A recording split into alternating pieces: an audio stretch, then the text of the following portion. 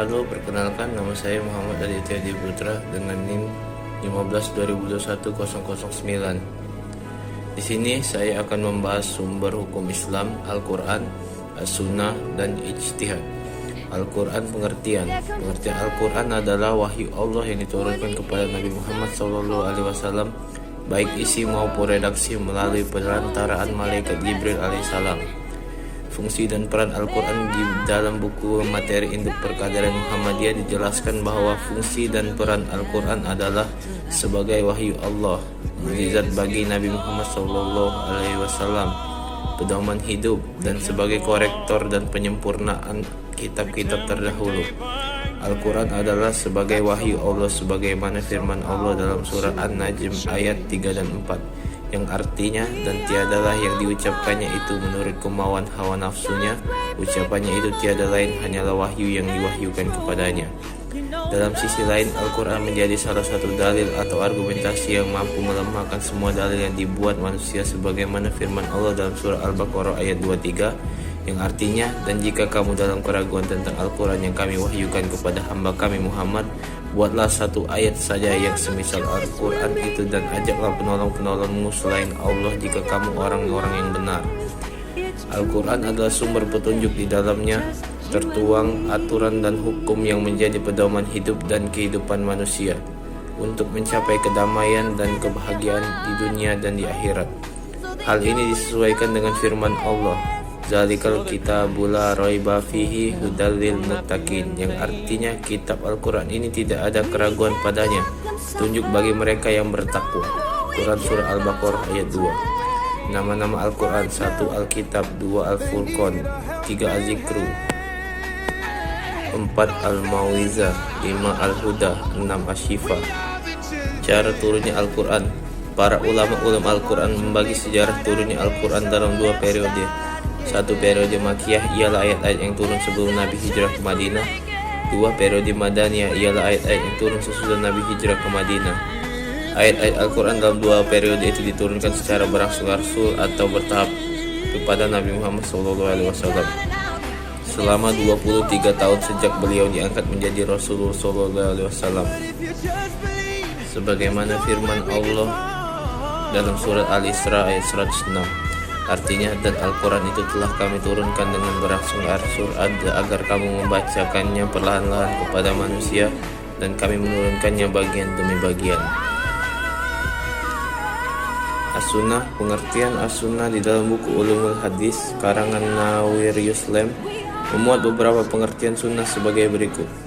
Sunnah menurut etimologis berarti jalan yang lurus dan berkesinambungan, baik atau yang buruk. Menurut ulama muhadisin, artinya sunnah adalah setiap apa yang ditinggalkan dari Rasulullah SAW berupa perkataan, perbuatan, takrir, sifat, akhlak, atau kehidupan baik sebelum beliau diangkat menjadi Rasul, seperti tahanut di Gua Hira atau sesudah kerasulan beliau. Menurut ulama usul fiqh, artinya sunnah adalah seluruh yang datang dari Rasulullah SAW selain Al-Quran Al-Karim, baik berupa perkataan, perbuatan, atau takrir yang dapat dijadikan sebagai dalil untuk menetapkan hukum syara.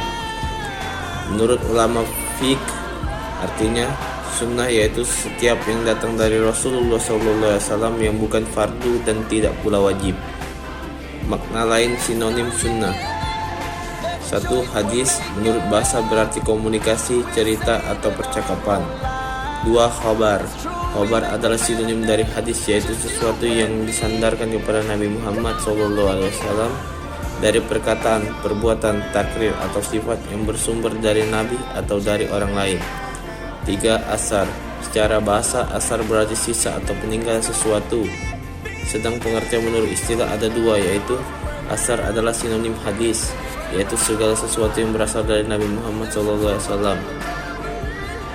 Kedua, asar adalah sesuatu yang disandarkan kepada sahabat dan tabi'in yang terdiri atas perkataan atau perbuatan. Macam-macam as-sunnah. Sunnah ditinjau dari bentuknya ada tiga, yaitu kauli, fi'li, dan takriri. Kedudukan as-sunnah dan fungsi as-sunnah. Kedudukan: Status hadis sebagai sumber hukum Islam menurut jumhur ulama adalah posisi kedua setelah Al-Quran, sebab dari segi wurud Al-Quran bersifat qati, sedangkan hadis kebanyakan bersifat zani, kecuali hadis mutawatir. Dengan demikian dalil yang lebih qati harus diutamakan daripada yang zani. Fungsi di dalam kitab Ulumul Hadis oleh Dr. Nawawi Ruslan dari halaman 70-75 secara garis besar, fungsi hadis terhadap Al-Quran ada 3, yaitu bayan tafsir, hadis yang menerangkan ayat-ayat yang sangat umum seperti perintah sholat yang diperjelas tata caranya di dalam hadis. Artinya, sholatlah kamu sebagaimana kamu melihatku sholat.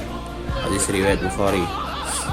2. Bayan takrir, hadis yang berfungsi untuk memperkokoh pernyataan di dalam Al-Quran, seperti keterangan Rasul Shallallahu Alaihi Wasallam tentang kewajiban sholat, puasa, zakat, dan haji. Sebagaimana hadis Nabi yang artinya dibangun Islam atas 5 fondasi, yaitu kesaksian bahwa tiada Tuhan selain Allah dan bahwa Muhammad adalah Rasulullah, mendirikan sholat, membayarkan zakat, berpuasa bulan Ramadan, dan mengerjakan haji bagi yang mampu. Hadis riwayat Bukhari. 3. Bayan tashri, menetapkan hukum yang tidak ditetapkan di dalam Al-Quran, seperti keharaman menikahi seorang wanita bersama bibinya secara bersamaan.